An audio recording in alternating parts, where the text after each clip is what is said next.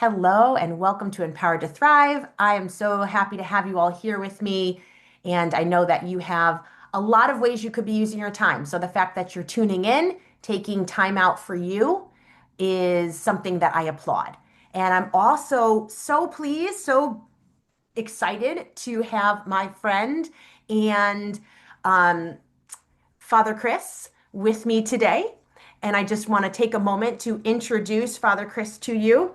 He is a Franciscan friar and Catholic priest who is trained as a spiritual director. He has extensive experience with helping people navigate emotions in their spiritual life. And Chris and I have become friends. We originally met years ago at a conference, and it was one of those moments where I guess some people are just very easy to be drawn to. And Chris, you have this personality and way about you that just makes, I feel like people in general, and I'll speak for myself, somebody feel really safe to be with you. And it was so easy to connect with you and to have conversation when I didn't even know you before that moment. Yeah, thank you. And I remember quite well meeting you and Evan, your husband, and just seeing the relationship that you guys had and seeing how unique you guys are in terms of your love for each other. And I remember that still quite well. I called you guys heart and soul. So Did. Yes, I remember you gave me that note card that had heart and soul on it one time. It's those little things that I hold on to, and every once in a while I see it, and it reminds me, which also speaks something of you because you see the deep parts of who somebody is. You're not just going to look at the surface of somebody. You're not going to take them, at what we call maybe face value. Like you see so much more. And I personally find that very validating when anybody, sees more than just the externals and you are skilled at that. yeah, thank you.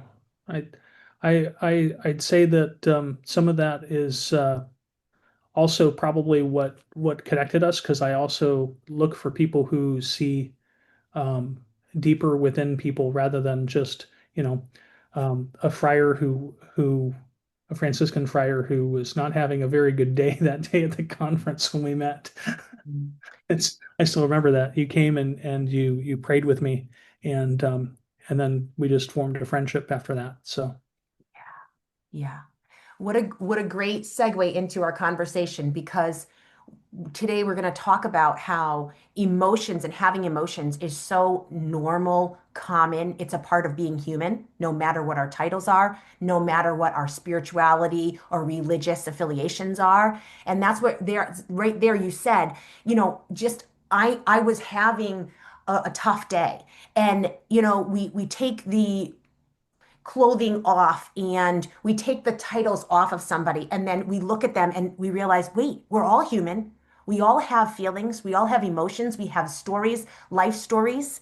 And all of this needs to be welcome, even in churches, in worship settings. So feel free to take us and into this conversation that you wanted to bring up. It's something that's super close to my heart also. How do you navigate, you know, welcoming emotions and talking to other people about how emotions are very normal when in churches sometimes we're taught only positivity is okay or only gratitude is okay.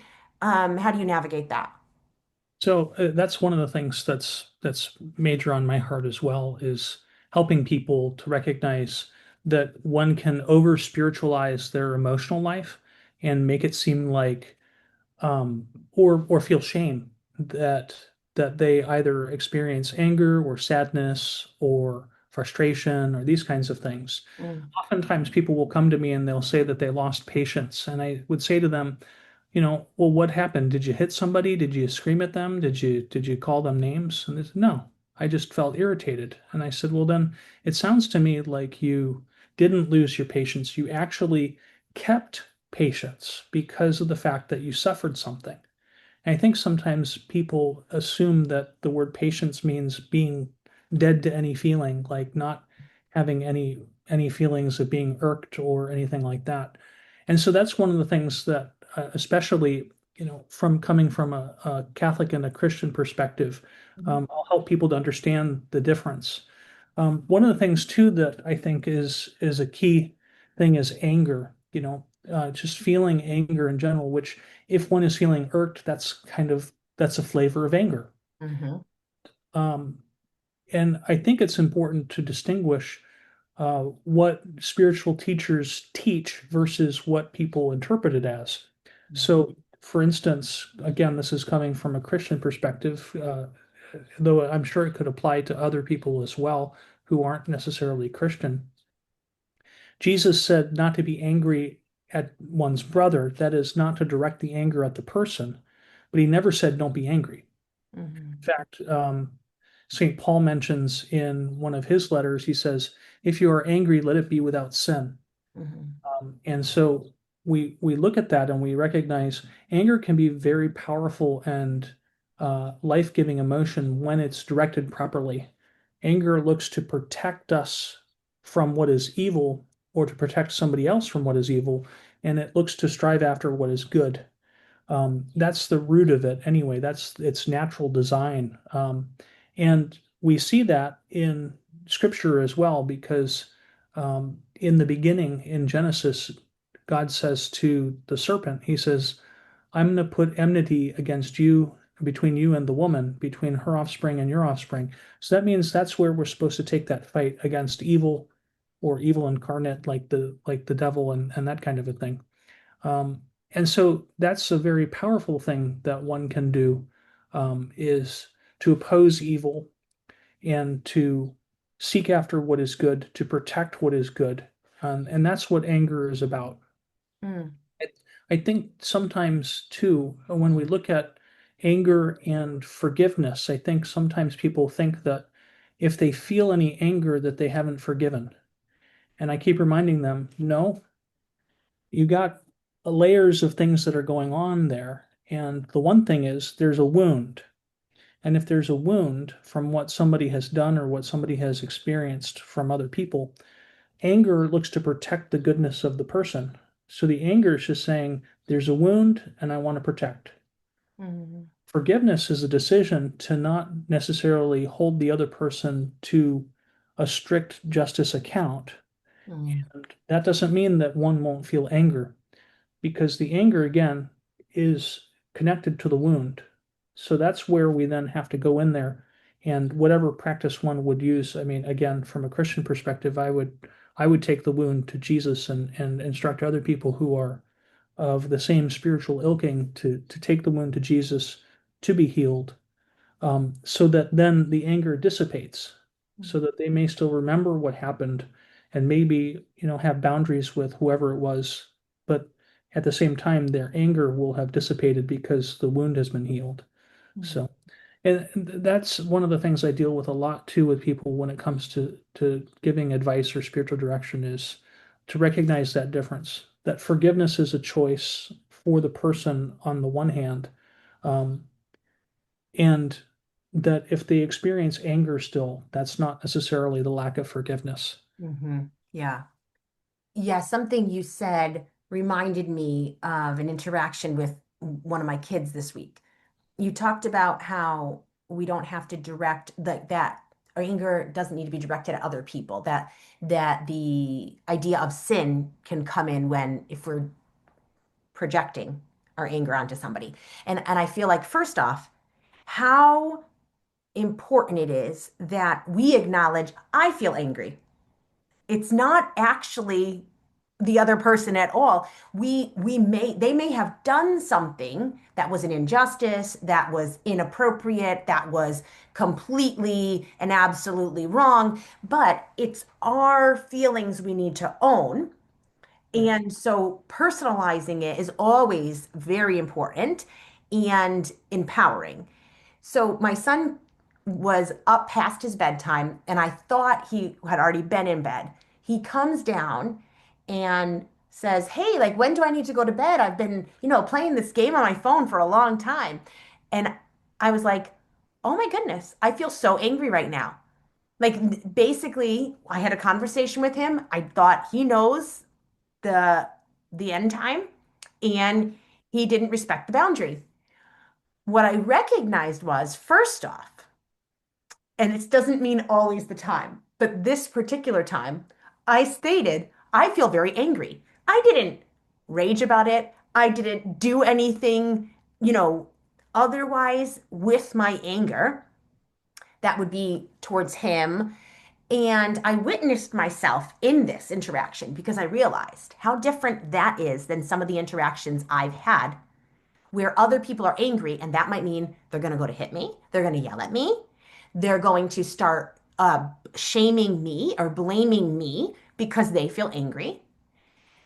And my son, I also was observing, kind of like as this is all happening, right? Like I'm also looking at it from the outside in a sense and observing, okay, his facial recognition, like he doesn't look afraid. He doesn't look, he's just hearing what I'm saying. And the point wasn't for him to feel shamed, for me to project all of my feelings onto him. I was acknowledging, though, huh, we had an agreement. I feel angry that here you are disregarding the agreement. On the flip side, he did at least come down and say, I think I've been on this for a long time. Is it time for me to go to bed? I mean, I appreciated that on the other side of it. It's honest. Yeah. Yeah, yeah. So anger, it's so important that actually it doesn't always get this projection onto someone else, that they're the reason I'm angry. Oh, yeah, maybe they did something that pushed against a boundary. Maybe they did something that was completely wrong and it was towards us. And I'm not minimizing that. But when we own our own feelings, there's a lot we can do with them. Right. And then anger doesn't also mean somebody else gets hurt, somebody else feels terror. Like feeling anger does not mean we are reacting with some other behaviors that then become very detrimental. Right. Those would go towards wrath. Okay. Yeah.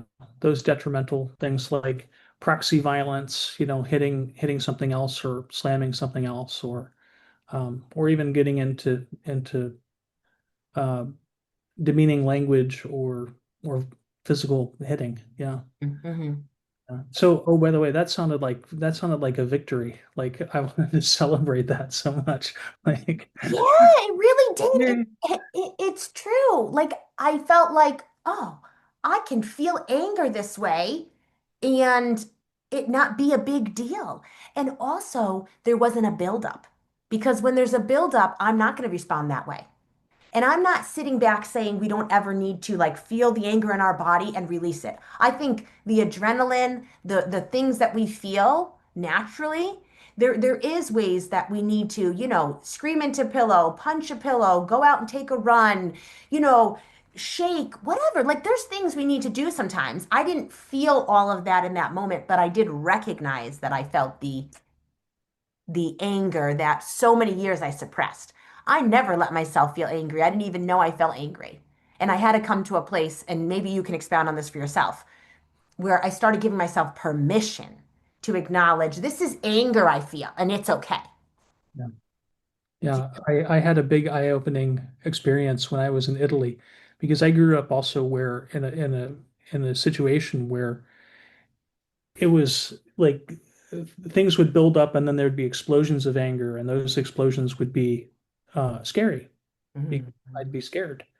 And I remember living in Italy, and in Italy, um, I love the Italians because as a culture as a whole, they can be very expressive about how they're feeling.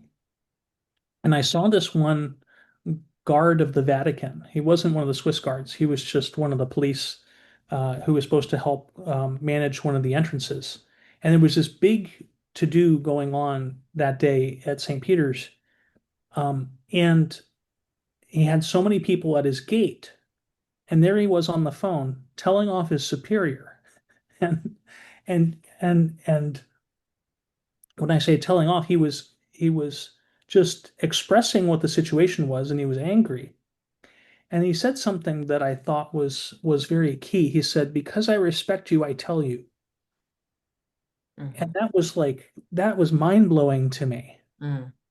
That respect means being able to have that confrontation without necessarily demeaning the other person, just explaining this is what the situation is, and it's completely untenable, and we need more help here, is basically what the guy was saying. And then he said, "Because I respect you, I tell you."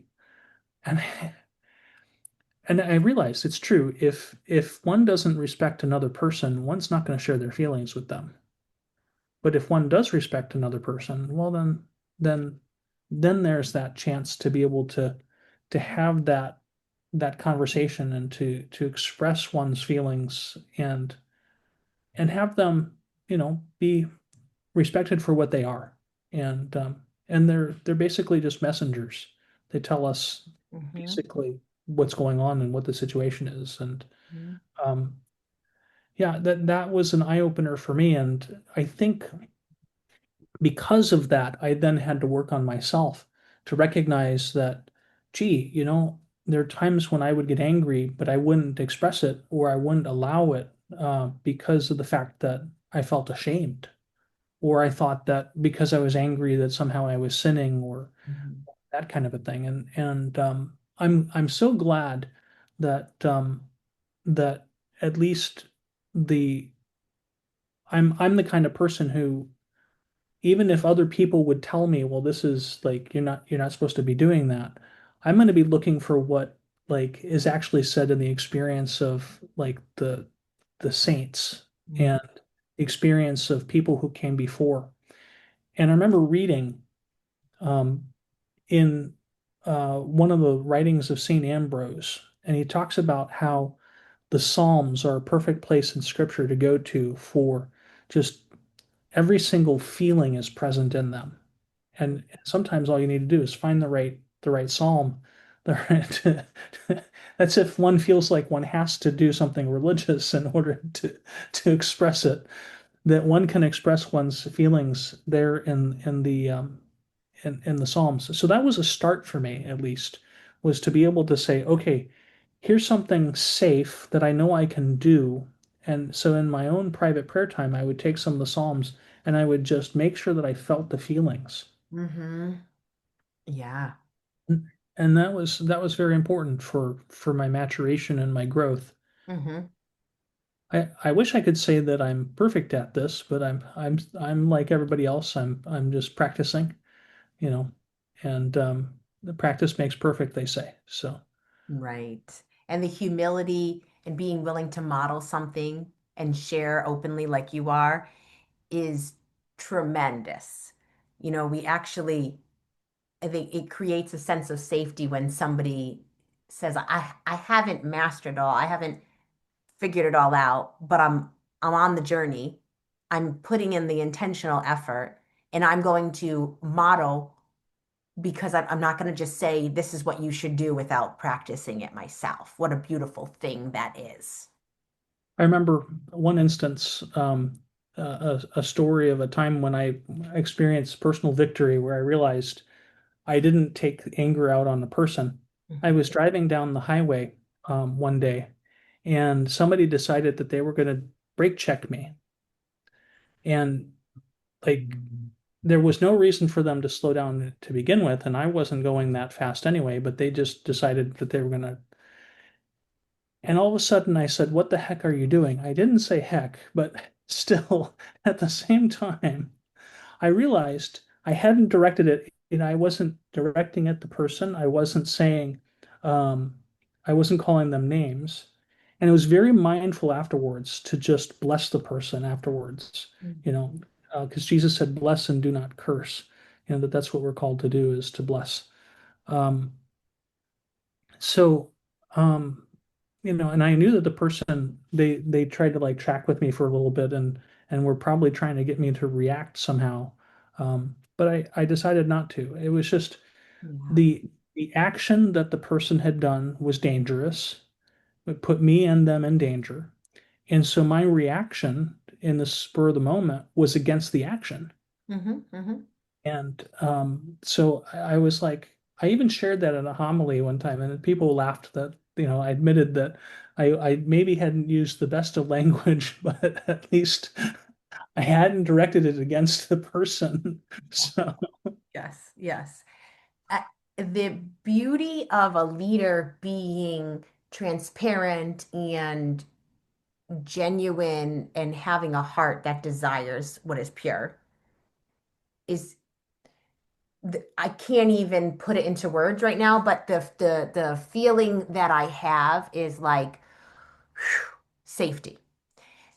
And I want to acknowledge that and that I appreciate so much that you as a leader in the church, you are modeling that for us and living that out because so much hurt and so much pain comes through leaders who are living a double life. I mean, we know in general that's painful. We understand that it doesn't matter if it's our aunt, if it's our parent, if it's, whoever, our friend. Uh, Being two-faced is never something that goes without consequence. And it deeply hurts the people affected.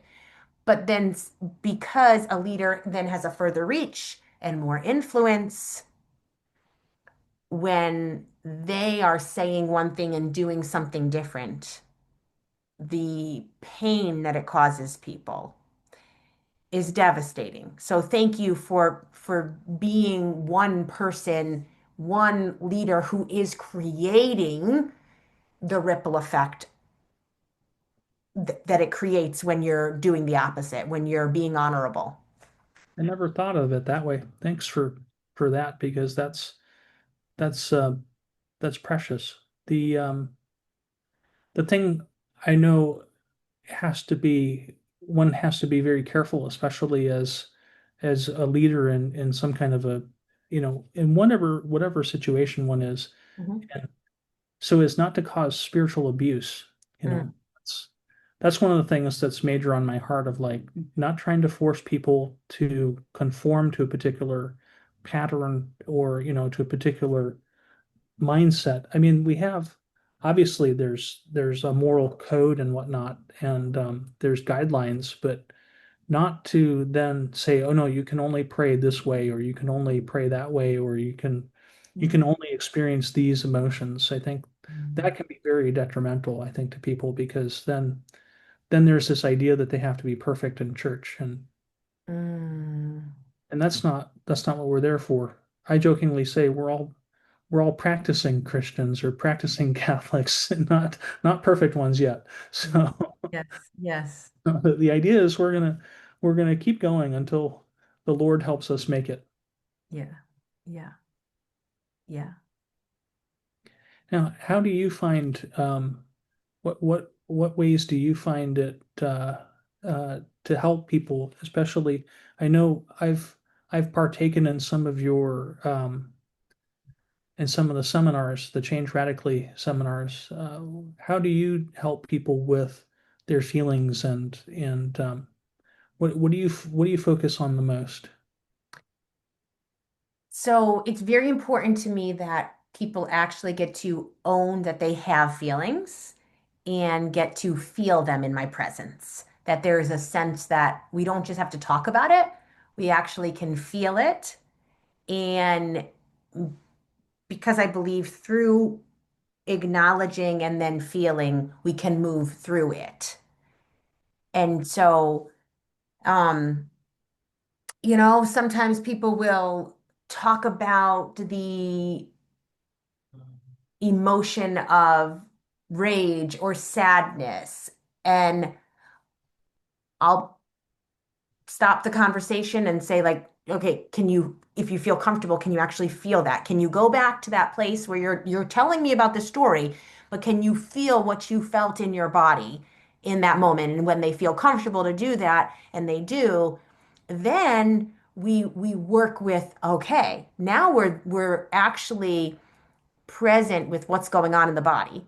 Right. And I'm going to acknowledge the, I'm going to validate and acknowledge what I sense is going on deeper. Oh, I see, I hear. You're so hurt. You're being you're being judged, you're being misunderstood. I know that's not what you meant. I'm so sorry that they couldn't hear, that they didn't realize. And, we kind of walk through a process where they hopefully their inner parts and who they are as a person gets seen in that moment, gets met in that moment. And there's so many times in life, what's going on inside, nobody seems to notice. Nobody seems to acknowledge. And we're in a room of people, and it's like, whoa, does anybody see me? Does anybody notice? My heart's work is to meet with people in those moments because I believe time is so relative. We can be present, but we can experience something that happened in the past as if it's as at the present moment. And the body remembers. So what you felt in the past, your body can remember right there in that moment. And Right. so to meet someone in even their past experience and be able to create a sense of safety and belonging, a sense that I am known, somebody sees me, someone cares. That is my goal whenever I am conversing with somebody, having a session with them, because I believe healing happens when we know someone notices, somebody cares. They don't have to fix it, but to be noticed and known and accepted and loved for whatever we're feeling in that moment is healing and transformative. This is true. Yeah, it really is. And I remember partaking in one of your group sessions one time. And I remember I was dealing specifically with a lot of loss. I was mourning a lot of different losses. And I remember in one of the sessions, I think you took some time to kind of just counsel me in particular because you were looking for volunteers and I think it just happened to be that way. And I just remember how much I appreciated just being heard, being accepted that you weren't saying, "Oh, shake it off," or you're supposed to be rejoicing or that kind of a thing. I think that that's one of the things too that I think can get over spiritualized sometimes is that people think that sadness is the same thing as losing one's deeper joy, but actually sadness is just it's it's something temporary to be acknowledged and to be processed and worked through and sometimes we need help with that. And I know I did at that time. So I know I'm very grateful to you for what you do and change radically because I think it's very key for people to have um, someone they can talk to who is just present to them and will love them where they're at.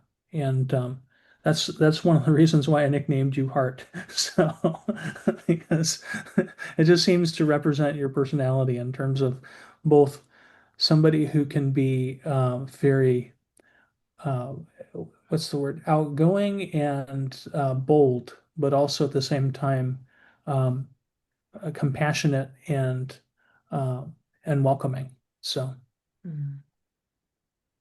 Yeah, thanks. I was reflecting recently how much I enjoy children, very young ones too.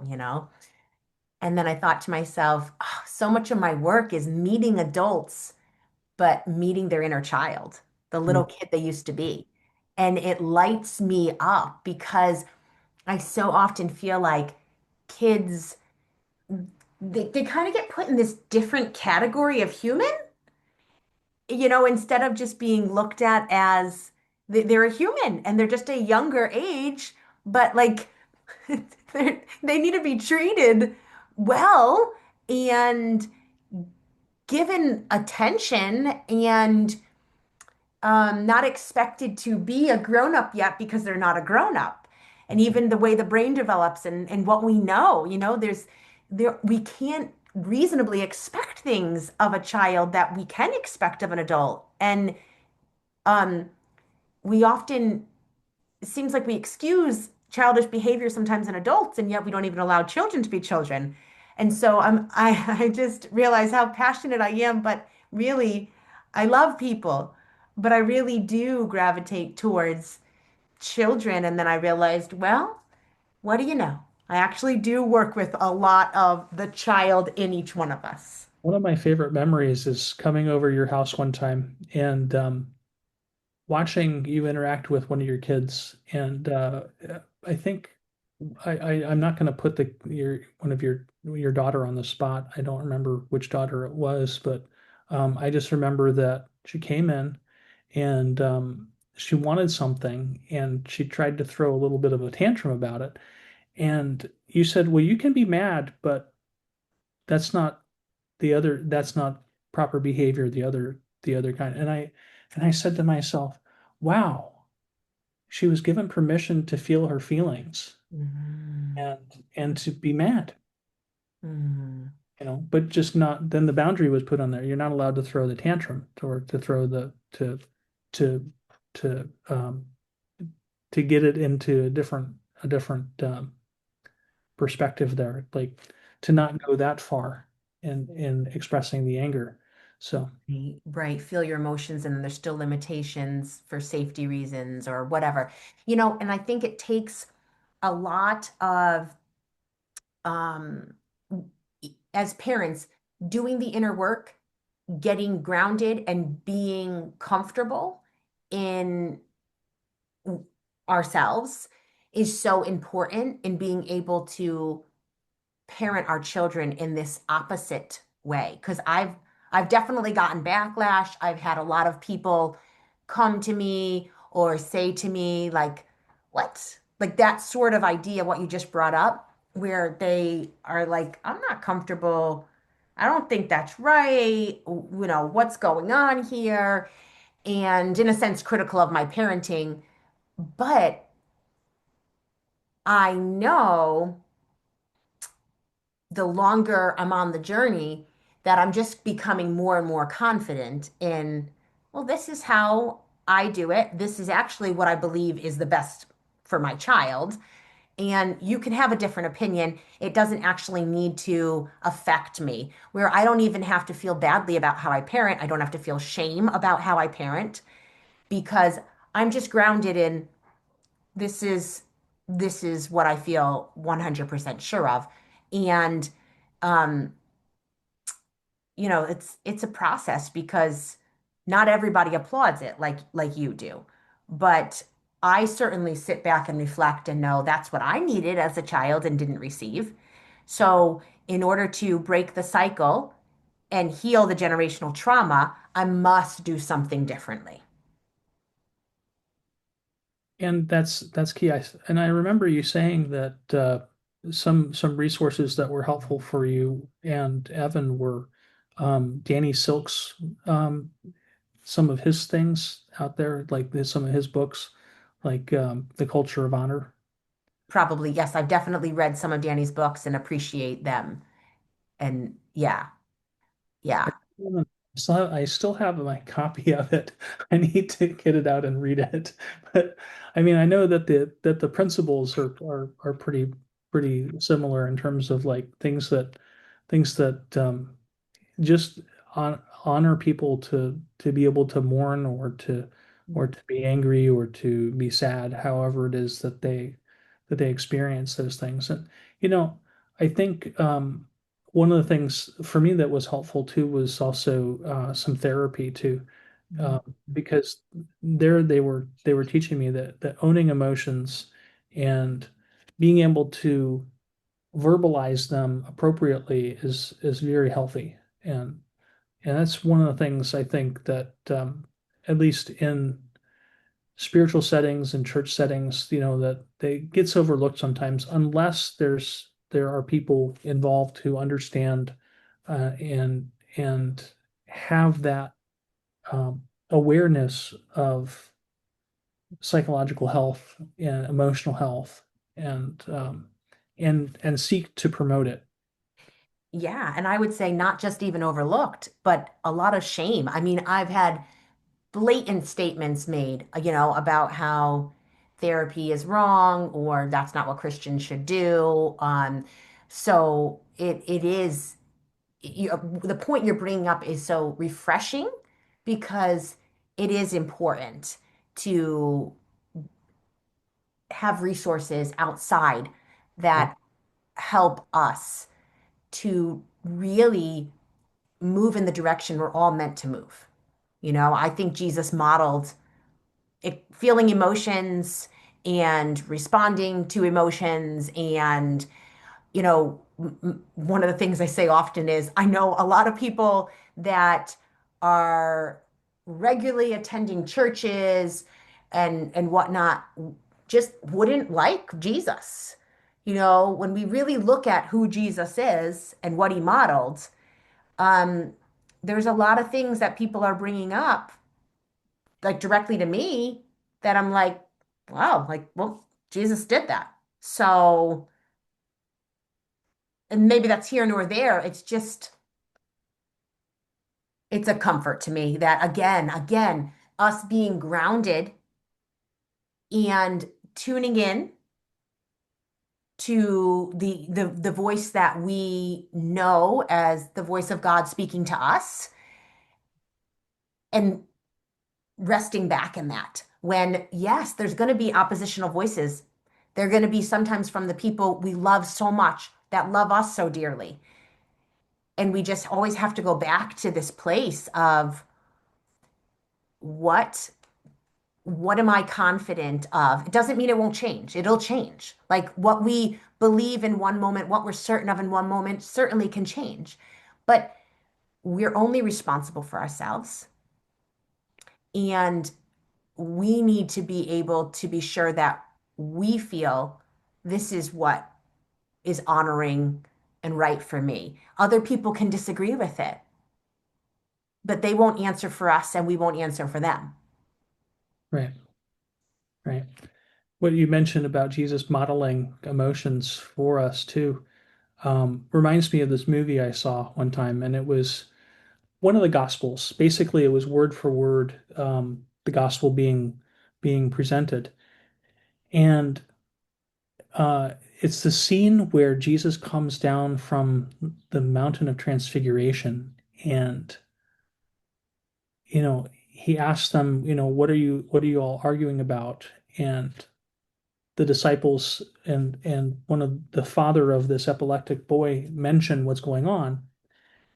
And in the movie, it makes it seem like Jesus was so peaceful or so calm when he says, "O faithless generation, how long must I be with you?" And Mhm. I said, that doesn't look like the man who overturned the tables in the temple with the money changers, or whipped, it was a whip of cords, but still drove the animals out with a whip of cords, to get them out of the temple. Now, I'm not saying that this then gives us permission to act in whatever fashion we want, but I think that it does at least allow us to express frustration and to express our normal feelings. I mean, because I don't think that Jesus was, because Jesus also experienced a senses of like abandonment at times, sorrow. Mhm. And it even says in the gospel that he was sorrowful even unto death. And so, he knows the full range of our human experience, and he can guide us in the proper understanding of those feelings and the proper utilization of them, because they're God-given gifts for us. So, Yeah, yeah. Speaking of shows, though, I, I love the Chosen series, because you too, because I feel like it articulates things that my spirit knows. I remember one of the scenes where they show up in the synagogue and the interaction that transpired and the way they filmed it. I'm like, oh my God, they know me. Like, I'm like, they get what I've experienced in the church. And there's so many different parts of the Chosen series that if you're listening and you're like, what's the Chosen series? Go check it out, because I personally think they've done a really great job of putting on a screen what my heart knows. Yeah, it's powerful. And to even show some of the disciples having to struggle with their own feelings in the middle of like loss, Oh, definitely. uh, the joys, the you name it, the challenges. So I really like the fact that it's not saccharine, as we would call it, like artificial sweetener, Mhm. because Yes. Yes. it becomes more real, you know. And Correct. the actors, I think, do a really good job. The actors, the actors and actresses, they really portray, you know, it's not easy to be somebody who believes, and it's not for the weak of mind at all, because there's there's so much we experience, and sometimes we can even and this I think is goes into some of the emotional health as well. We can even sometimes feel sad or angry toward God at times. Mm-hmm. And I think that that some people shy away from that because they think that they're not allowed to have these feelings. But at the same time, I think um, we're we're told, you know, in Scripture, I think that Jesus he he prayed in such a way where he was in travail. So certainly Jesus prayed in such a way that he would you know experience the fullness of all his feelings. Um, and we hear him, you know, on the cross even experiencing what would be, you know, at least from the point of view of maybe his um, uh, sensing the presence of the Father. My God, why have you abandoned me? He says, you know, of course, theologically he wasn't abandoned, but emotionally he was feeling abandoned. Mm-hmm. And I think again, that's one of those spiritual nuggets of the Psalms of that we can really get into those and experience how we, you know, first maybe start in one place with our feelings and then end in another place where we're remembering the goodness of God, we're remembering His promises, and it helps us to not to dismiss the feelings, but to process through them and to let um, that word have the last statement, which is, you know, praise of God for the different things that He has done. Just the other night, I was praying. I was saying to God, "Listen, God, I need direction because if you don't give me direction, how am I supposed to do Your will?" Mm-hmm. So one of my prayers that I pray often, and I was a little bit frustrated because I was saying, you know, God, I understand like um, I don't expect you to be talking to me all the time, but like now would be a good time to kind of give me some sense of now that I'm in a new assignment, I'm in a new place. For those who don't know, Yeah. that I just got transferred, and while that's all exciting and good, it's also throws things up in the air because then I have to say to myself, now, how am I called to be a Franciscan and a priest in this particular parish in New York? Mm-hmm. And you know, so I was frustrated with the Lord. I was also grateful for past times that He had led me and given me direction, and I was remembering those, and I'm saying, okay, Lord, you may not be giving me what I want when I want it, which is fine, because otherwise I'd get spoiled. But but at least um, at least I can both feel the feeling of frustration and tell you I'm frustrated with you, but then also remember, hey, you have led me in the past. I'm grateful for that. Please do it again. Mhm. So, Yeah. Well, and that reminds me, if we so often, and I think it was in the shack that I initially heard this, but so often on the face of God, you know, we've masked it with the face of our parents or somebody else that was really important and influential in our life. And we might think, oh, all of my expression of emotion isn't okay when it comes to my relationship with God.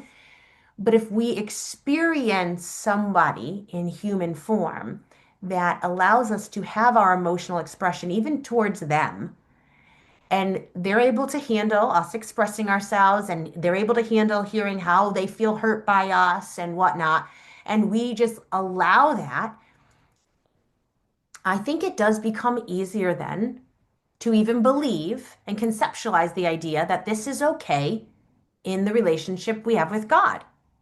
Mhm. And when we haven't ever experienced a human who allows us to say, I am so hurt by you, and this, da, da, da, da, da, da, da, and they don't react, but they allow us to express. They want to understand, oh, how did I hurt you? And they want to actually, change the pattern so we're not continually hurt by them if it's a legitimate thing that they're doing. Yeah. It becomes easier to believe, ah, wait, this is how it could be with God. And because I completely second the fact that, yes, we are able to express ourselves fully. This should be the safest relationship we have because this is the one who said, I want you. I want you to have life. I want you Yep. to exist. I like who you are in all the places, in all the forms, forever and ever. And I say that so fully feeling it. But when it's just head knowledge, it is actually harder to express ourselves. It has to go from head to I know that in my heart. I experience that. And that's not me like shaming anyone, but also there's going to be a disconnect if all the things we've heard in church, we just know them and we haven't experienced them. Right. Yeah. Yeah. Because how can we experience God as the comforter if we don't show up as our authentic self? That's right. Exactly. Exactly. Yeah. So. Well, we could clearly keep going on and on and on, but for sake of time and your time and everyone listening, I'm gonna bring this all to a close, but maybe we can converse more in the future because this is great and I've been enjoying it so much. So thank you, Father Chris, for opening yourself up, letting us in, letting us hear from you and learn from you, and being so down to earth about it. Like to me, this type of conversation is something that anyone listening can take something from and do something with it. And that's always my hope. It's always my challenge to each of you listening. Don't just listen. Take one thing, one tiny thing even from what we've talked about, and do something with it. And that's where change starts to occur in the practice. So as we close, is there anything you wanted to say as we sign off to those listening?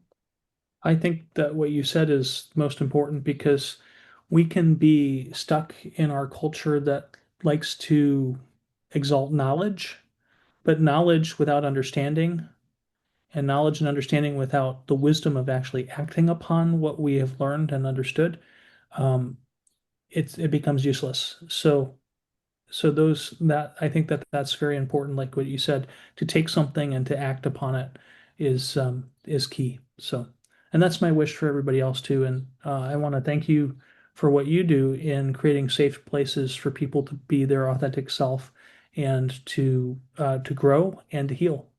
So, thank you so much, Corrine. You're welcome.